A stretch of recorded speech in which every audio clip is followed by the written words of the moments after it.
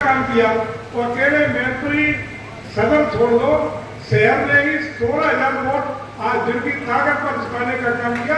कैसे हमारे प्रति बूथ के सम्मानित अध्यक्ष, प्रभारीगण और बूथ के मालिकों, बूथ के पहरेदारों, बूथ के संतरी और बूथ के कमांडो, इनको मैं नमन करता हूँ, प्रणाम करता हूँ, अभिनंदन करता हूँ, वंदन करता हूँ। क्योंकि आप सब लोगों को आदरणीय मंत्री जी को सुनना है, इसलिए मोटी मोटी 2-3 बातें आपसे कह के अपनी बात को विराम देना चाहूंगा। पहला तो ये कि मैत्री सदर आपने जिताने का काम किया है, एक इतिहास बनाने का काम किया है।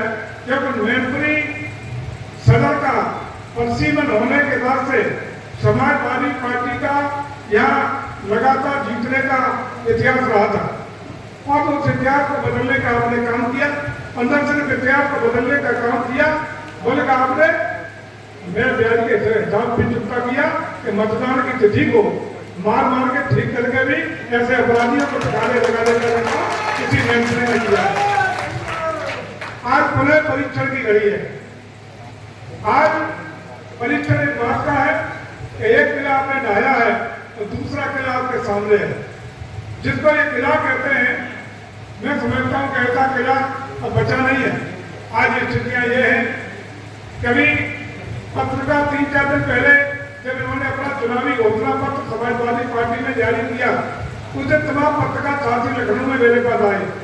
उन्होंने कहा कि आज समाजवादी पार्टी ने युवाओं के, किसानों के, तमाम वर्गों के लिए बड़ा लोकप्रिय घोषणा का एक घोषणा पत्र जारी किया है। मैंने घोषणा पत्र जारी होता है किसी भी पार्टी, किसी व्यक्ति की विश्वसनीयता पर, उसकी साख पर, उसकी गुणवत्ता पर, उसकी कार्य के प्रति ईमानदारी पर। लेकिन समाजवादी पार्टी के मुखिया जो ये घोषणा पत्र जारी कर रहे हैं, उनसे एक सवाल पूछना चाहता हूँ कि 2012 में आपके पिताजी की विरासत में आपको उत्तर प्रदेश की गद्दी नसीब हुई, आपको उत्तर प्रदेश के मुख्यमंत्री बनने का अवसर मिला और उस अवसर को आपने 12 के 17 के बीच में होने का काम किया। उत्तर प्रदेश ने बहुत ज्यादा अपेक्षाओं के साथ इस नौजवान से बहुत अपेक्षा की थी। लोगों पूरा प्रदेश जानता था कि नौजवान है, विदेश पढ़ के आया है, ऐसा नौजवान प्रदेश की तरक्की के विकास के लिए बहुत लंबी यात्रा और संकल्प को पूरा करने का काम करेगा। लेकिन जिस तरीके से आदरणीय अखिलेश यादव जी आपने 12 से 17 के बीच में उत्तर प्रदेश में गुंडई, अराजकता, जमीनों पर कब्जे, चौथ वसूली, महिलाओं का अपमान, सनातन संस्कृति को कुचलने का काम, कांवड़ यात्रा पर रोक, तुष्टिकरण की नीति और यहाँ तक कि उत्तर प्रदेश में दिन रात काम करने का काम किया, दंगों की आग में झोंकने का काम किया। और मैं समझता हूँ कि 2012 से 17 के बीच के कार्यकाल को उत्तर प्रदेश की जनता अभी भूली नहीं है, क्योंकि वही पीढ़ी चल रही है। तो पीढ़ी को भूलने का आपको काम करना है। तो बजाय घोषणा पत्र के आदरणीय अखिलेश जी, आपको एक प्रायश्चित पत्र जारी करना चाहिए कि हमने जो गलतियां की हैं और कभी धोखे धड़ाके में सत्ता मिली तो उन गलतियों की पुनरावृत्ति नहीं होने देंगे। इसके लिए उत्तर प्रदेश की जनता से अखिलेश जी को माफी मांगने का काम करना चाहिए। करना चाहिए नहीं करना चाहिए? आज आए हैं, हम तो कहते हैं कि आज मंत्री पे तुम कब्जा किए बैठे हो। लोग कह रहे हैं कि एक बात और पूजा करना कि बड़ी जीत से उपचुनाव जीत गई थी जनपद जी, बड़ी जीत, लंबी चौड़ी जीत हो गई थी उपचुनाव में। मेरे को उस समय का चुनाव नहीं था। आदरणीय मुलायम सिंह यादव जी एक बड़े नेता थे, उनके निधन के बदलू सीट की रिक्तता की स्थिति में उपचुनाव हुआ था और जब तक आदरणीय मुलायम सिंह यादव जी की अंत्येष्टि की राख ठंडी नहीं हो पाई थी, उसी दौरान उपचुनाव हो गया।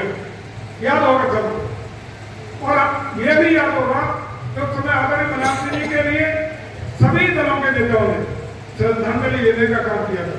सैकड़े जाकर के उनको श्रद्धांजलि देने का काम व्यापक स्तर पर हुआ था। तो मैंने कहा उस समय का चुनाव कोई मुद्दों का चुनाव नहीं था, नीतियों का चुनाव नहीं था। केवल आदरणीय मुलायम सिंह यादव जी को जब पूरे राजनीतिक दलों ने श्रद्धांजलि दी तो मैनपुरी लोकसभा क्षेत्र के लोगों ने भी एक श्रद्धांजलि देकर के दिलमल यादव जी को लोकसभा भेजने का धोखे धड़ाके में उस मोह में और उसमें जो एक लगाव होता है, एक आत्मिक भाव होता है, उसके अंतर्गत जनाजे देने का काम किया था। पानी गुजर गया, समय गुजर गया, वक्त गुजर गया, परिस्थितियां बदल गई। अब आदरणीय जनपद जी को अपने कार्यकाल का हिसाब देना पड़ेगा कि आपने एमपी बनने के बाद मैनपुरी की कौन सी योजना भारत सरकार से लाके दी, आपने कौन सी योजना प्रदेश सरकार से लाके दी, आपने कितने कार्यकर्ताओं के घर जाकर उनके सुख में दुख में हिस्सा लेने का काम किया, आपने मैनपुरी की सर्जरी पे आके क्या किया, इसके हिसाब के आधार पर और हमारे आदरणीय योगी जी के और मोदी जी के 10 साल की उपलब्धियों के आधार पर भारतीय जनता पार्टी आज आपके दरवाजे आने का काम करेगी। आप सब सौभाग्यशाली है, सब बूथ के लोग, हमारी पार्टी के बेटे सभी नेता और सभी पदाधिकारी सौभाग्यशाली है कि आज विश्व स्तर का ग्लोबल लीडर आदरणीय मोदी जी के रूप में हम सबको मिला है। जितनी इतनी उपलब्धियां हैं, इतनी शानदार जानदार उपलब्धियां हैं, चाहे किसान के लिए हो, नौजवान के लिए हो, महिलाओं के लिए हो, गांव के लिए हो, गरीब के लिए हो, देश के लिए हो या अन्य समाज के लिए हो, इतनी उपलब्धियां हैं तो गिनाते थक जाएंगे। तो कोई ऐसा परिवार नहीं जो कहीं न कहीं किसी न किसी योजना का लाभार्थी जिस परिवार में न मिले।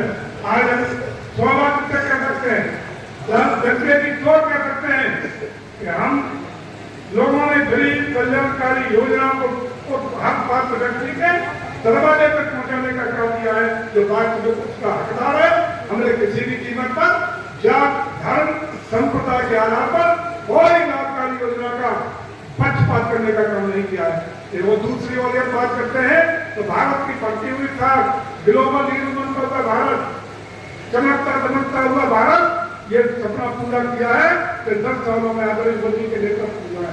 और दूसरी ओर प्रदेश सरकार की ओर झांक के देखेंगे तो जिस कार्यकाल में भारत में 17 की भी चर्चा कर रहा था, जिस कार्यकाल में अखिलेश जी ने उत्तर प्रदेश को दंगों की आग में झोंकने का काम किया था, उस उत्तर प्रदेश की जनता ने 2017 के चुनाव में इन्हीं सभी के कुकृत्यों के कारण उखाड़ के फेंक करके आदरणीय योगी जी के नेतृत्व में उत्तर प्रदेश में सरकार बनाने का जनादेश दिया था।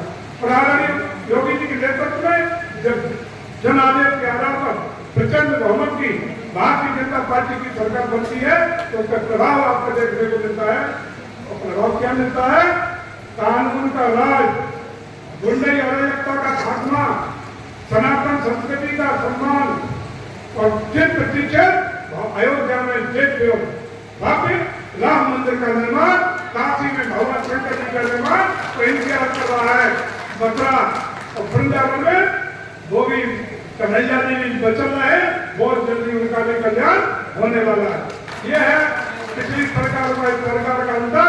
आज हम केवल एक निवेदन करना चाहते हैं कि भूज के लोगों, भूज के मालिकों, भूज के कमांडो, आप सब लोगों ने संकल्प ले लिया, एक जितना विधानसभा में आपने वोट डलवाया था उसमें प्रतिशत बढ़ाने का काम कर लेना, एक दरवाजे तक दस्तक दे लेना। हमारे पन्ना प्रमुख से लेकर आप सब लोग घर घर दस्तक दे दिए, जो भी सरकार की नीतियां हैं उनको पहुंचाने का काम कर लिया, लाभार्थी के दरवाजे तक पहुंचने का काम कर लिया। तो निश्चित रूप से पिछले जो हमारी जीत हुई थी उससे कई गुनी जीत निश्चित रूप से हाथ करने में आप कामयाब हो जाएंगे। और केवल एक आपको आवाज प्रकट करना चाहता हूँ कि जिस तरीके से कल लखनऊ आने के बाद करेर तट पर जो घरों को उत्साह से हजारों की तादाद में आप लोगों ने जो प्रदर्शन किया है, जो ताकत दिखाई है, वो जिस प्रकार से अपने बेटे अपने भाई बेटी का स्वागत सम्मान और आशीर्वाद देने का काम किया है, निश्चित रूप से मुझे उससे हिल गए। पहले ही दिन समाजवादी पार्टी के लोग चुनाव आयोग को शिकायतें भेज रहे हैं, पहले दिन शुरू हो गया, अरे ये काम तो तुम करते रहे हो और घेरा जरा थोड़ा अभी तक शुरुआत हुई है, अभी तो घेरे का लगता है। हम आपको विश्वास चाहते हैं, यही शक्ति का दर्शन और यही ताकत, यही जोश, यही जज्बा बनाए रखना।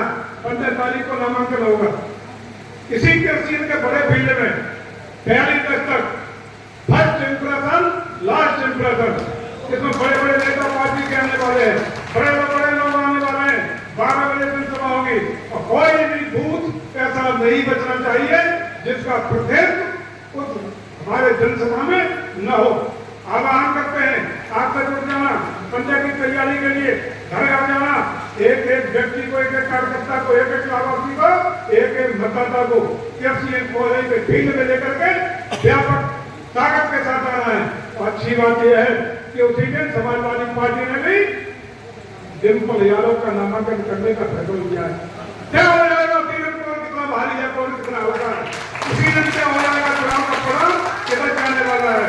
आप निश्चित रहिए इस बार चुनाव डिफेंसिव नहीं होगा, ऑफेंसिव होगा। बचाव में सपा आएगी, आक्रमण में भाजपा होगी। किसी कीमत पर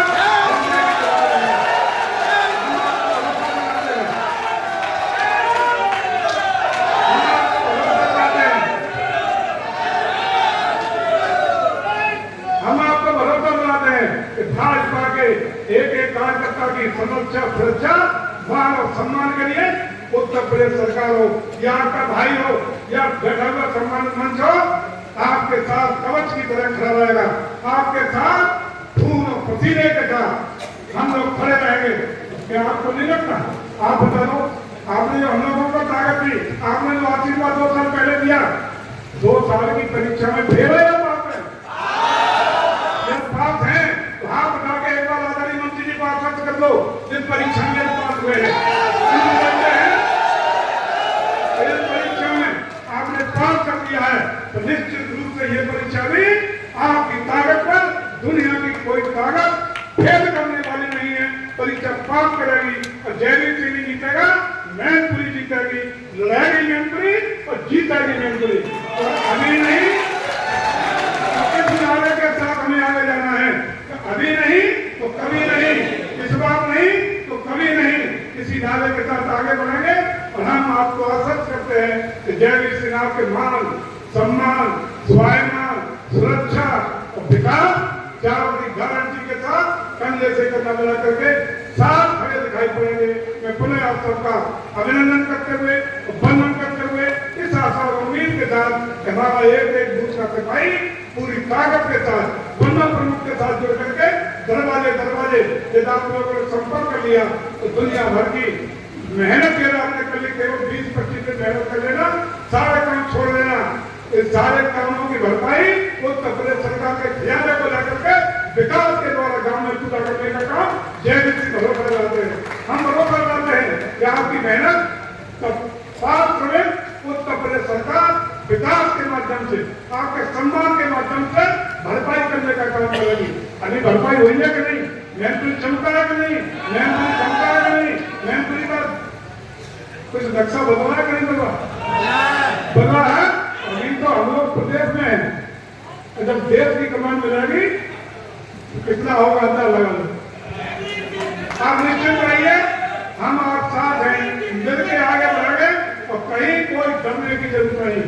इस बार पूरी ताकत के साथ हम लोग चुनाव लड़ेंगे, शालीनता से लड़ेंगे, शिष्टता से लड़ेंगे और पूरी जरूरत की जितनी जरूरत है उनके हिसाब से लड़ेंगे, कोई कमजोरी नहीं होगी। मैं पुनः आप सब लोगों का और खास रूप से अपने भाई, अपने मित्र, अपने साथी आदरणीय ए.के. शर्मा जी का बहुत बहुत अभिनंदन करता हूँ, वंदन करता हूँ। मैनपुरी की महाराजा तेज सिंह की इस सरजमी पे उनका बहुत बहुत पुनः अभिनंदन, वंदन, स्वागत करते हुए अपनी बात